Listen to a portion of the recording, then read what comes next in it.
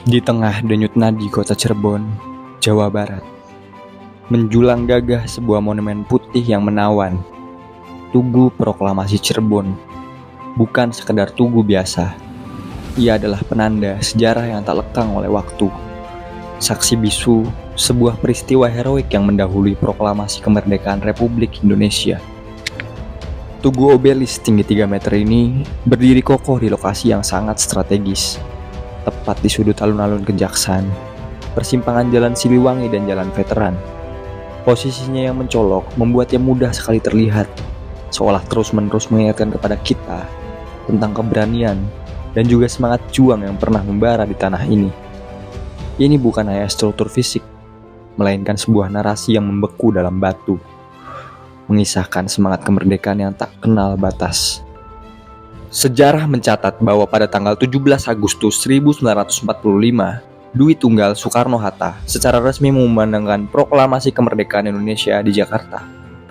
Namun, apa yang terjadi di Cirebon pada Rabu 15 Agustus 1945 adalah sebuah babak penting yang sering terlewatkan dalam buku-buku sejarah umum. 2 hari sebelum proklamasi nasional, di tempat Tugu Proklamasi ini berdiri, sebuah inisiatif luar biasa muncul dari putra-putra terbaik bangsa di Cirebon, Dr. Sudarsono, yang kala itu menjabat sebagai Kepala Rumah Sakit Kesambi, yang kini kita kenal sebagai RSUD Sunan Gunung Jati. Dengan berani berdiri di hadapan halayak, dengan suara lantang, beliau membacakan teks proklamasi kemerdekaan Indonesia. Peristiwa ini bukanlah insiden terpisah, melainkan bagian dari gelombang semangat kemerdekaan yang sudah tak terbendung di seluruh pelosok Nusantara pasca kekalahan Jepang.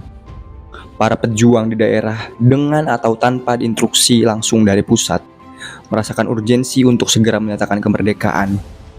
Di Cirebon, Dr. Sudarsono dan para pejuang lainnya memilih untuk tidak menunggu, melainkan bertindak. Ini adalah demonstrasi nyata dari semangat proklamasi dini yang muncul di berbagai daerah, menunjukkan bahwa kemerdekaan Indonesia adalah hasil perjuangan kolektif seluruh rakyat. Sejarah mencatat bahwa pada tanggal 17 Agustus 1945, Dwi Tunggal Soekarno-Hatta secara resmi mengumandangkan proklamasi kemerdekaan Indonesia di Jakarta. Namun, apa yang terjadi di Cirebon pada Rabu 15 Agustus 1945 adalah sebuah babak penting yang sering terlewatkan dalam buku-buku sejarah umum.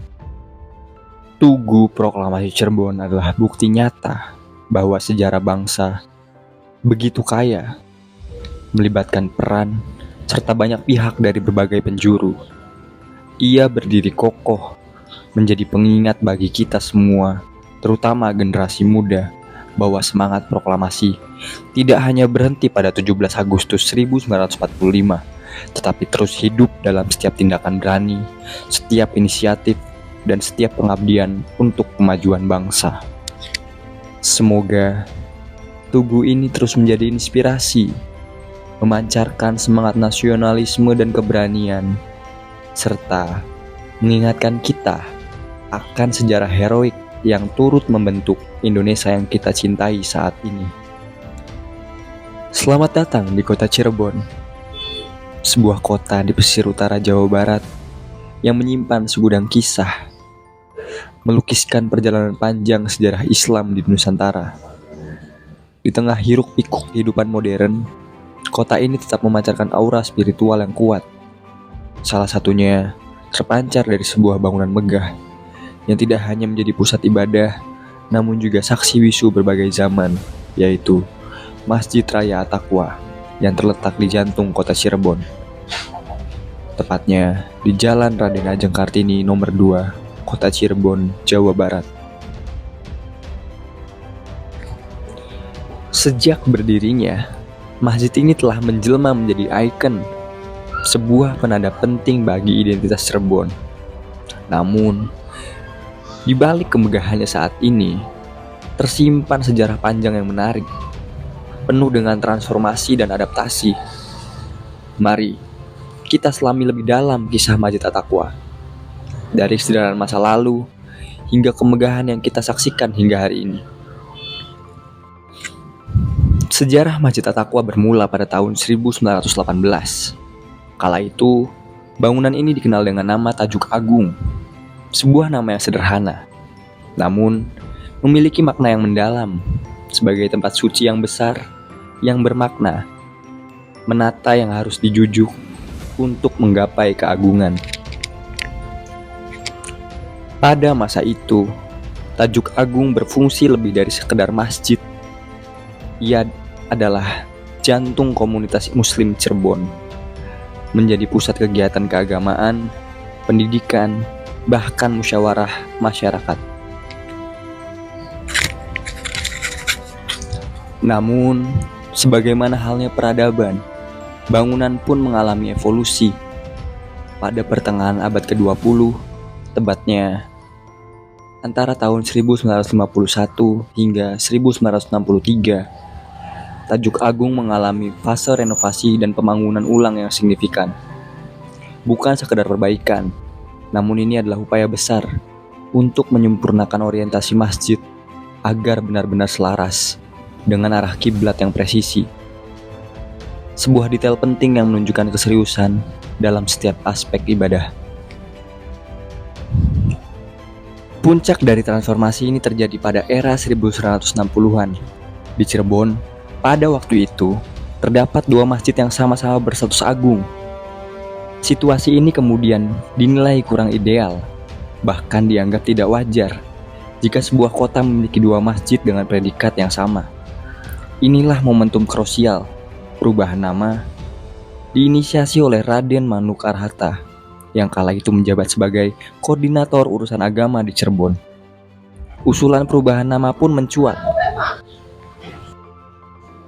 Dan yang menarik, konon nama At-Taqwa sendiri, yang berarti ketakwaan, bertakwa, atau takut kepada Allah, adalah sebuah saran yang datang langsung dari sosok proklamator kita, Presiden Soekarno. Sebuah penamaan yang bukan hanya sekedar identitas, melainkan juga doa dan harapan agar masjid ini senantiasa menjadi mercusuar ketakwaan bagi umat. Perubahan nama ini menandai babak baru bagi masjid, memberikan identitas yang lebih kuat dan bermakna. Hari ini, Masjid At-Taqwa berdiri dengan megah, memancarkan pesona arsitektur yang unik dan modern, namun tetap menyimpan akar filosofi Islam. Salah satu elemen yang paling mencolok dan menjadi ciri khasnya adalah gerbang syahadat. Gerbang setinggi dan selebar 3 meter bukanlah sekedar pintu masuk, melainkan sebuah pernyataan spiritual yang kuat. Dibuat dari material glass reinforced cement berkualitas tinggi dan dilapisi granit Brazil, gerbang ini dihiasi aksen emas yang mewah serta kaligrafi indah. 2 kalimat syahadat. Kaligrafi ini dibuat bukan hanya ornamen, melainkan pengingat abadi akan pondasi iman yang kokoh. Setiap detailnya seolah berbicara, mengundang setiap pengunjung untuk merenungkan makna syahadat sebelum memasuki ruang ibadah. Keunikan arsitektur At-Taqwa tidak berhenti di gerbangnya. Perhatikanlah, tidak seperti kebanyakan masjid yang memiliki banyak jendela. Masjid At-Taqwa dirancang dengan fasad besar dan pintu-pintu yang dominan sebagai satu-satunya akses sirkulasi udara dan cahaya. Konsep ini memberikan kesan yang luas dan terbuka pada interior, sekaligus juga menciptakan suasana yang tenang dan fokus bagi para jamaah. Ini adalah sebuah desain yang cerdas, yang mengoptimalkan fungsi dan juga estetika secara harmonis. Lebih dari itu, Masjid At-Taqwa kini telah menjadi destinasi religi yang populer. Ribuan peziarah dan wisatawan dari berbagai daerah, bahkan mancanegara, datang berkunjung. Mereka tidak hanya ingin menunaikan ibadah, tetapi juga ingin mengagumi keindahan arsitekturnya, merasakan kedamaian spiritualnya, dan juga menyelami jejak sejarah yang terpahat di setiap sudutnya. Masjid At-Taqwa bukan hanyalah milik Cirebon, tetapi juga menjadi bagian dari kekayaan arsitektur dan budaya Islam di Indonesia. Dari Tajuk Agung yang sederhana hingga Masjid At-Taqwa yang megah hari ini, perjalanan ini adalah cerminan dari semangat keteguhan, adaptasi, dan ketakwaan.